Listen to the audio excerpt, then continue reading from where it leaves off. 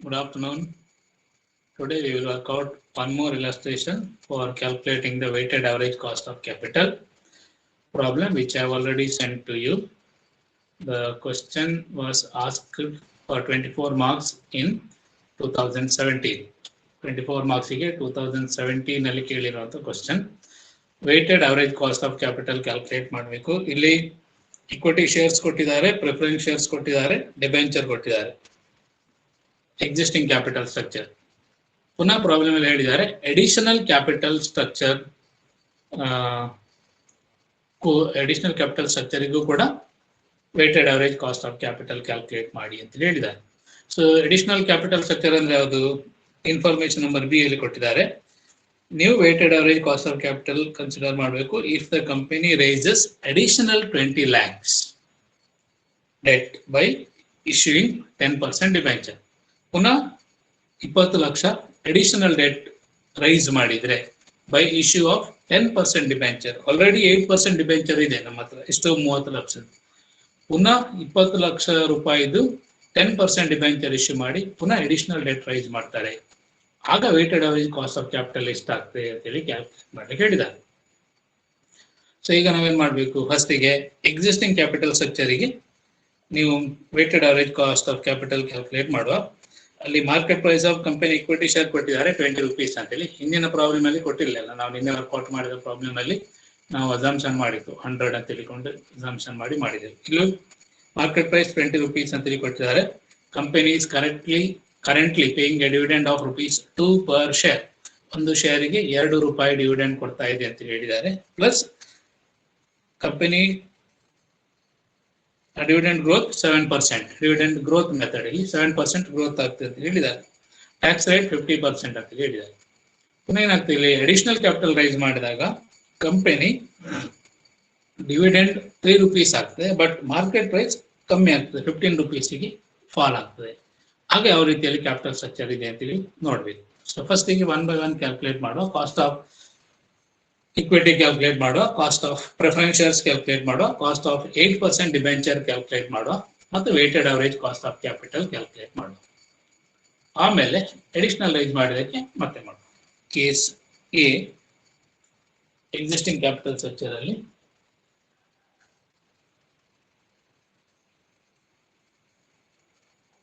calculation of weighted average cost of capital.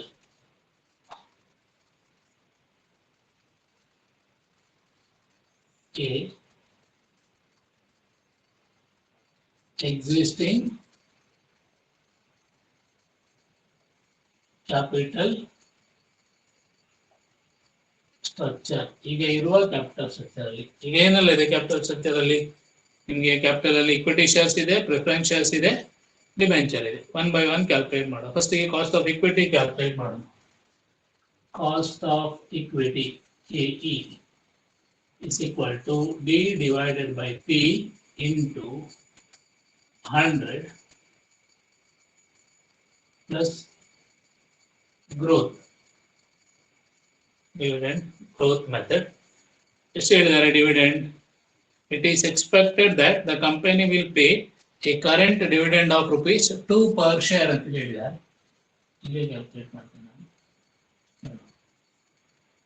₹2. Market price 20 into 100 plus 7. So ಎಷ್ಟಾಗ್ತದೆ? ಇದು 20 ರೂಪಾಯಿಗೆ 2 ರೂಪಾಯಿ ಅಂದ್ರೆ 10% ಆಗ್ತದೆ, plus 7. So cost of equity is 17%. Cost of equity 17% ಆಯ್ತು. ಇನ್ನು ಕಾಸ್ಟ್ ಆಫ್ ಪ್ರಿಫರೆನ್ಸ್ ಶೇರ್ಸ್ ಎರಡನೇದು KP is equal to D divided by P into 100. ಇದರಲ್ಲಿ ರಿಡಂಪ್ಷನ್ ಬಗ್ಗೆ ಮತ್ತು ಎಲ್ಲ ಡೀಟೇಲ್ಸ್ ಕೊಡದ ಕಾರಣ ಸಿಂಪಲ್ ಇದೇ ಫಾರ್ಮುಲಾ ಹಾಕಿ ಕ್ಯಾಲ್ಕುಲೇಟ್ ಮಾಡ್ತೇನೆ. ರಿಡೀಮೇಬಲ್ ಪ್ರಿಫರೆನ್ಸ್ ಶೇರ್ಸ್ ಆದ್ರೆ ಫಾರ್ಮುಲಾ ಬೇರೆ ಆಗ್ತದೆ. ಏನ್ ಫಾರ್ಮುಲಾ ಅಲ್ಲಿ D plus r minus p divided by n whole divided by r plus p divided by 2 into 100 ಮಾಡಿದ ಸೊ ಇಲ್ಲಿ ಬೇಡ ಡಿವಿಡೆಂಡ್ ಎಷ್ಟು ಡಿವಿಡೆಂಡ್ 6% ಅಂತ ನಾವು 6% ಅಂದ್ರೆ 6 rupees ಅಂತ ಹೇಳಿ ಕನ್ಸಿಡರ್ ಮಾಡೋಣ ಮತ್ತು ಪ್ರಿಫರೆನ್ಸ್ ಶೇರ್ಸ್ ಗೆ ಮಾರ್ಕೆಟ್ ಪ್ರೈಸ್ ಯಾವತ್ತು 100 rupees ಅಂತ ಹೇಳಿ ಕನ್ಸಿಡರ್ ಮಾಡ್ತೇವೆ ಸೊ ಎಷ್ಟಾಗ್ತದೆ 6% ಓನ್ಲಿ ಅಂದ್ರೆ ಡೈರೆಕ್ಟ್ 6% ಅಂತ ಓಕೆ ಮೂರನೇದು ಕಾಸ್ಟ್ ಆಫ್ ಡೆಟ್ KD ಎಷ್ಟು ಡಿಬೆಂಚರ್ನ ಬಗ್ಗೆ ಏನು ಇನ್ಫಾರ್ಮೇಶನ್ ಕೊಡಲಿಲ್ಲ ರೆಡಿಮೇಬಲ್ ತಿಳ್ಕೊಂಡೆಲ್ಲ ಕೊಡಲಿಲ್ಲ ಸೊ ಅದರಿಂದ ಸಿಂಪಲ್ ಫಾರ್ಮುಲಾ ಹಾಕಿ ನೀವು KD ಕ್ಯಾಲ್ಕುಲೇಟ್ ಮಾಡುವ ಇಲ್ಲಿ ಇಶ್ಯೂ ಪ್ರೈಸ್ ಕೊಡಲಿಲ್ಲ ಅಥವಾ ಇಶ್ಯೂ ಎಕ್ಸ್ಪೆನ್ಸ್ ಕೊಡಲಿಲ್ಲ ರಿಡಂಪ್ಷನ್ ಬಗ್ಗೆ ಏನು ಹೇಳಲಿಲ್ಲ so simple cost of redeemable debt ನೀವು ಡೈರೆಕ್ಟ್ ಆಗಿ ಇದನ್ನೇ ಮಾಡಿ I ಇಂಟು 1 ಮೈನಸ್ ಟ್ಯಾಕ್ಸ್ ಇದೇ ಫಾರ್ಮುಲಾ ಹಾಕಿ ಮಾಡಿ I ಎಷ್ಟು 8% ಅಂದ್ರೆ 8 1 minus tax 50% ಅಂತ ಹೇಳಿದ್ದಾರೆ ಸೊ ಇಟ್ ಕಮ್ಸ್ ಟು 4% 8 ಅರ್ಧ 4% ಕ್ಲಿಯರಾ ಈಗೇನು ಸಿಕ್ಕಿತ್ತು ನಮಗೆ ಕಾಸ್ಟ್ ಆಫ್ ಇಕ್ವಿಟಿ ಸಿಕ್ಕಿತ್ತು ಕಾಸ್ಟ್ ಆಫ್ ಪ್ರಿಫರೆನ್ಸ್ ಶೇರ್ ಸಿಕ್ಕಿತ್ತು ಕಾಸ್ಟ್ ಆಫ್ ಡೆಟ್ ಸಿಕ್ಕಿತ್ತು ಇನ್ನೇನ್ ಮಾಡಬೇಕು weighted average cost of capital calculate ಮಾಡಿ weighted average cost of capital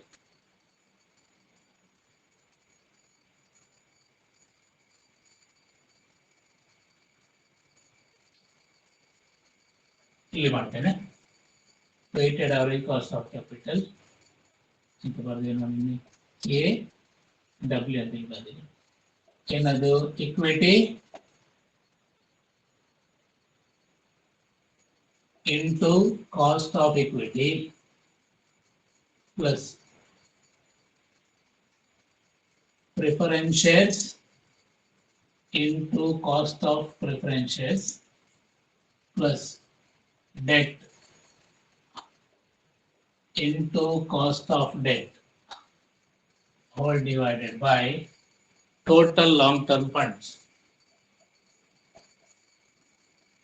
Total long-term funds into 100. So equity share capitalist is a KW is equal to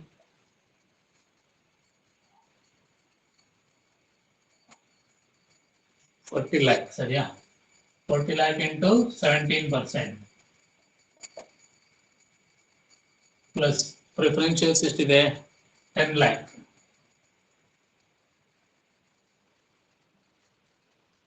into cost of preference shares 6% plus debt ಎಷ್ಟಿದೆ debenture 30 lakhs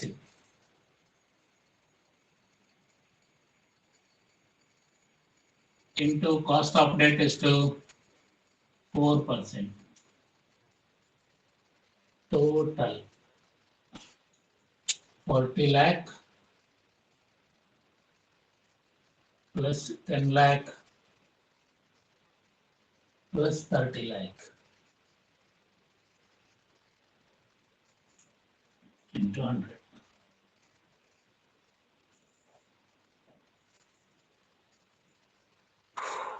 $40 lakh into 17, 6,80,000 plus 10 lakh into 6%, ಅದು 60,000 plus 30 lakh into 4, 1,20,000. 1,20,000. Total 80 lakhs. Total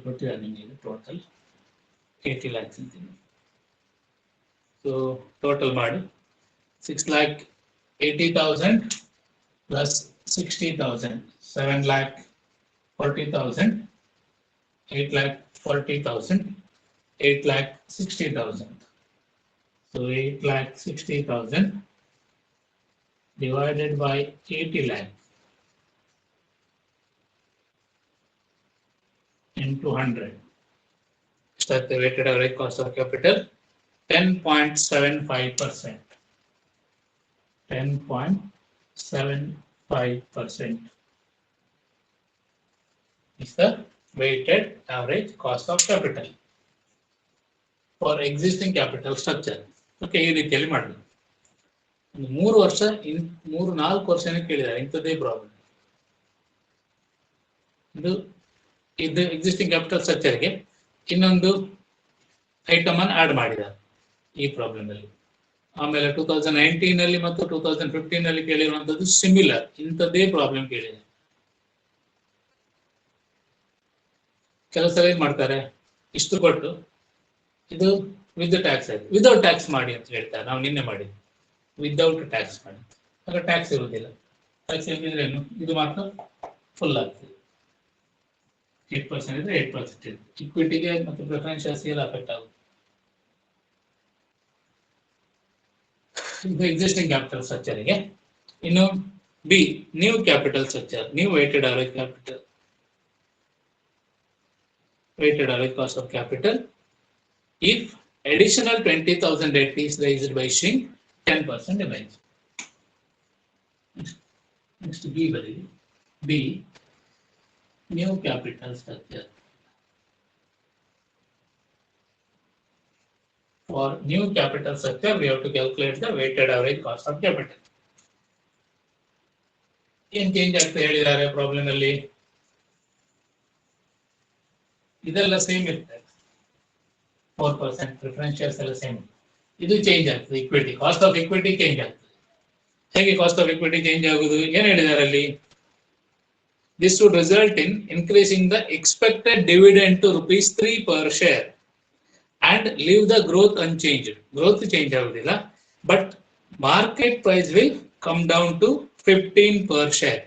In a case ಅಲ್ಲಿ ₹20 ಇತ್ತು, ಈಗ 15 ಗೆ ಬರ್ತದೆ market price ಅಂತ ಹೇಳಿದ್ದಾರೆ. So ಅದೊಂದು ಚೇಂಜ್ ಆಗ್ತದೆ. ಡಿವಿಡೆಂಡ್ ಎಷ್ಟಾಗ್ತದೆ ಹೇಳಿದ್ದಾರೆ? ₹3 per share ಆಗ್ತದಂತೆ. ಮಾರ್ಕೆಟ್ ಪ್ರೈಸ್ 15 ಆಗ್ತದಂತೆ into 100. Leave the growth unchanged. Growth change ಆಗುದಿಲ್ಲ, ಅಷ್ಟೇ ಇರ್ತದೆ ಹೇಳಿದ. ಸೊ ಫಾರ್ಮುಲಾ ಹಾಕಿ ಡಿವಿಡೆಂಡ್ ₹3 ಬರೀರಿ, ಮಾರ್ಕೆಟ್ ಪ್ರೈಸ್ 15 ಬರೀರಿ, into 100. ಗ್ರೋತ್ ಅನ್ಚೇಂಜ್ಡ್ 7% ಇತ್ತು, 7% ಇರ್ತದೆ. ಓಕೆ, ಎಷ್ಟಾಯ್ತು? 15ಕ್ಕೆ ₹3 ಅಂತ ಹೇಳಿದ್ರೆ ಇಟ್ ಕಮ್ಸ್ ಟು 20% ಆಗ್ತದೆ plus 7. So cost of equity will become 27%.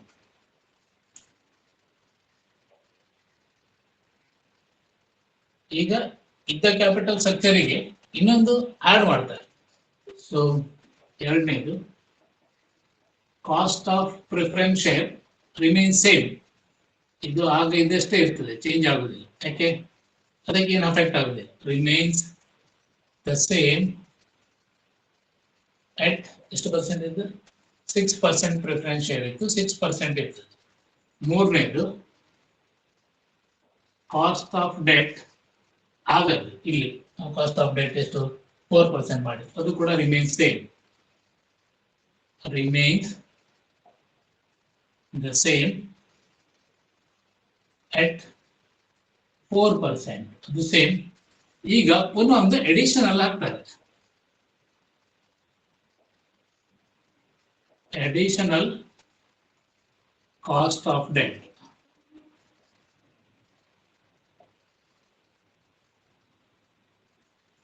Additional debt ಇದೆ, ಅದರ ಕಾಸ್ಟ್ ಎಷ್ಟು ಅಂತೇಳಿ ಕ್ಯಾಲ್ಕುಲೇಟ್ ಮಾಡಿ. ಅಷ್ಟು ಯಾವ್ದು? ಪುನಃ 20 ಲಕ್ಷ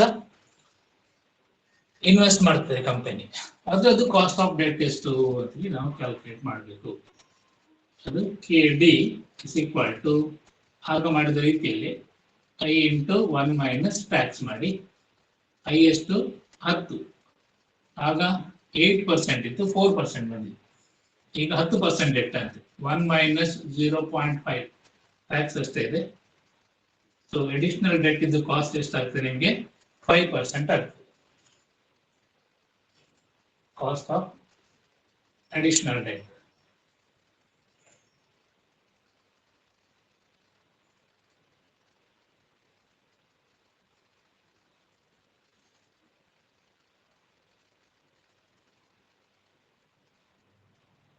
ಓಕೆನಾ. ಇದು ನೆಕ್ಸ್ಟ್ ಪುನಃ 20 ಲಕ್ಷ ಮಾಡಿ. ಉಳಿದೆಲ್ಲ ಹಾಗೆ ಇದೆ, ಅದು 40 ಲಕ್ಷ ಆಗಿರ್ತದೆ, 10 ಲಕ್ಷ ಆಗಿರ್ತದೆ, 30 ಲಕ್ಷ ಆಗಿರ್ತದೆ, ಪ್ಲಸ್ 20 ಲಕ್ಷ ಅಡಿಷನಲ್ ಆಗ್ತಾರೆ. ಅದಕ್ಕೆ 10% ಇಂಟ್ರೆಸ್ಟ್ ಕೊಡ್ತಾರೆ. ನಿಮಗೆ ಪ್ರಾಬ್ಲಮ್ ಅಲ್ಲಿ ಕೊಟ್ಟಿದ್ದಾರೆ. ಸೊ 10% ಡಿಬೆಂಚರ್ ಇಶ್ಯೂ ಮಾಡಿ 20 ಲಕ್ಷ ಎಕ್ಸ್ಟ್ರಾ ರೈಸ್ ಮಾಡ್ತಾರೆ. ಅದರದ್ದು ಕಾಸ್ಟ್ 5% ಆಗುತ್ತೆ. ಇದು ಚೇಂಜ್ ಆಗ್ತದೆ. ಇದು ನೀವು ಎಕ್ಸ್ಟ್ರಾ 20 ಲಕ್ಷ ಆಗಿದಾಗ ಎಕ್ಸಿಸ್ಟಿಂಗ್ ಶೇರ್ ಹೋಲ್ಡರ್ಸ್ಗೆ ₹3 ಡಿವಿಡೆಂಡ್ ಕೊಡ್ತೀರಿ, ಬಟ್ ಮಾರ್ಕೆಟ್ ಪ್ರೈಸ್ ಕಮ್ಮಿ ಆಗ್ತದೆ. ಮಾರ್ಕೆಟ್ ಪ್ರೈಸ್ 20 ಇತ್ತು, 15 ಆಗ್ತದೆ. ಕಂಪನಿ ಜಾಸ್ತಿ ಸಾಲ ತೆಗಿತು. ಸಾಲ ತೆಗೆದಾಗ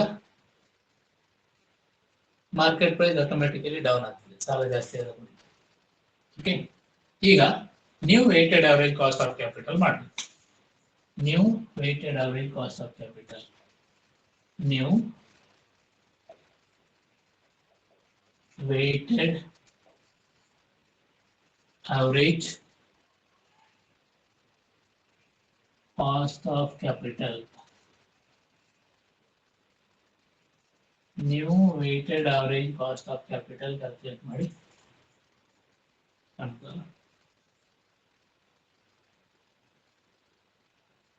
ಹೇಗೆ ಇನ್ನೊಂದು ಆಡ್ ಮಾಡಬೇಕು capital structure plus debt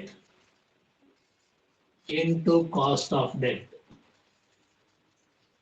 into 100. ಅರ್ಥ?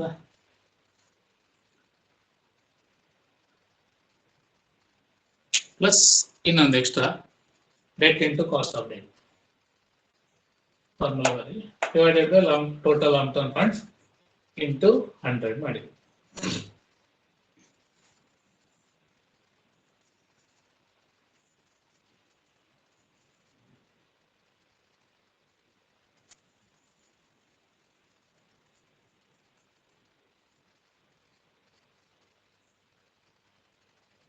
ಬಾಕಿ ಎಲ್ಲ ಹಾಗೆ ಇದೆ. ಇಲ್ಲಿ ಏನ್ ಮಾಡ್ತೀರಿ, ಕಾಸ್ಟ್ ಆಫ್ ಇಕ್ವಿಟಿ ಚೇಂಜ್ ಆಗಿದೆ. ಯಾಕೆ ಕಾಸ್ಟ್ ಆಫ್ ಇಕ್ವಿಟಿ ಚೇಂಜ್ ಆಗಿದೆ ಅಂದ್ರೆ ಅಡಿಷನಲ್ ಡೆಟ್ ರೈಸ್ ಮಾಡಿದ ಕೂಡಲೇ ನಿಮ್ಮ ಮಾರ್ಕೆಟ್ ಪ್ರೈಸ್ ಡೌನ್ ಆಯಿತು, ನೀವು ₹3 ಡಿವಿಡೆಂಡ್ ಕೊಡ್ತೀರಿ. ಹಿಂದಿನ ಕ್ಯಾಪಿಟಲ್ ಸ್ಟ್ರಕ್ಚರ್ ಅಲ್ಲಿ ₹2 ಡಿವಿಡೆಂಡ್ ಕೊಟ್ರಿ, ₹20 ಮಾರ್ಕೆಟ್ ಪ್ರೈಸ್ ಇತ್ತು. ಕ್ಲಿಯರ್? ಈಗ ಏನ್ ಮಾಡ್ಬೇಕು, ನೀವು ಫಾರ್ಮುಲಾ ಬರೀರಿ. New weighted average cost of capital ನಾವು ಕ್ಯಾಲ್ಕುಲೇಟ್ ಮಾಡ್ತೀವಿ. ನ್ಯೂ ಕ್ಯಾಪಿಟಲ್ ಸ್ಟ್ರಕ್ಚರಿಗೆ new weighted average cost of capital calculate ಮಾಡಿದೆ. ಅದಕ್ಕೆ ಉಳಿದಿದ್ದೆಲ್ಲ ಸೇಮ್. ಉಳಿದಿಲ್ಲ ಸೇಮ್ ಅಂದ್ರೆ ಕ್ಯಾಪಿಟಲ್ ಎಲ್ಲ ಸೇಮ್, ಕಾಸ್ಟ್ ಮಾತ್ರ ಇಲ್ಲಿ ಚೇಂಜ್ ಆಗ್ತದೆ. ಆಗ 17% ಇತ್ತು, ಈಗ ಎಷ್ಟಾಯ್ತು 27% ಆಯ್ತು. ಫಾರ್ಮುಲಾ ಬರೀರಿ.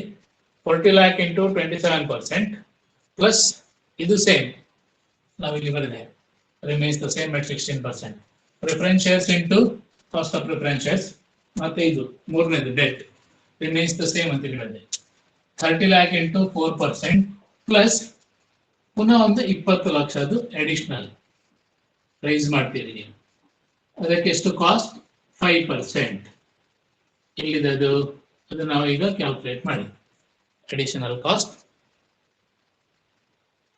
5%. ಇದು additional cost of debt. Okay. ಈಗ ಇಲ್ಲಿಗೆ ಒಂದು 20 ಲಕ್ಷ ಆಡ್ ಮಾಡಬೇಕು.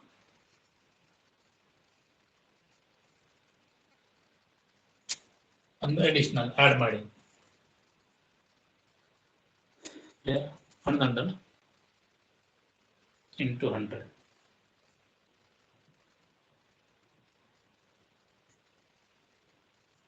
ಸೊ 40 lakh into ಆಗ 17% ಇತ್ತು, ಈಗ 10% ಜಾಸ್ತಿ ಆಯ್ತು, 27% ಆಯ್ತು. ಅದೆಷ್ಟು ಬರ್ತದೆ, 10,80,000 ಬರ್ತದೆ. 10,80,000 ಪ್ಲಸ್ ಇದು 60,000 ಸೇಮ್, ಇದು 1,20,000 ಸೇಮ್, ಪ್ಲಸ್ ಇದ್ರದ್ದು 20 lakh ಇದ್ದು 5% ಮಾಡಬೇಕು, ಅದು 1 lakh rupees ಬರ್ತದೆ. Plus 1 lakh divided by 80 lakh ಇತ್ತು ಆಗ, 40, 10, 50, 30, 80 ಪ್ಲಸ್ 20 1 crore ಆಯ್ತು. 1 crore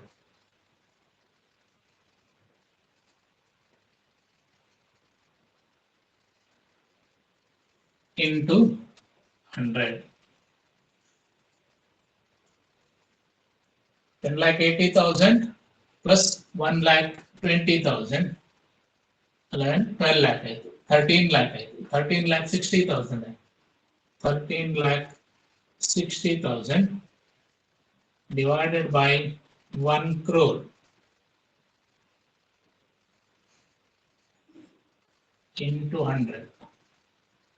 Just like to do simple, 13.6%.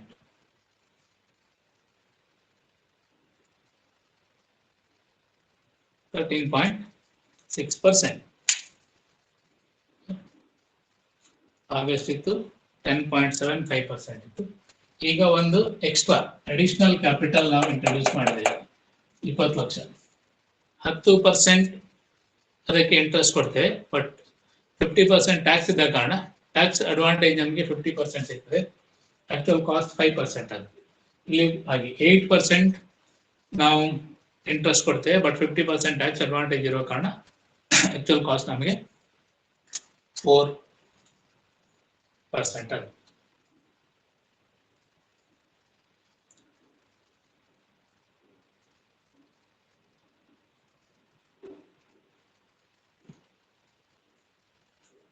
ಸರಿ ನೋಡಿ,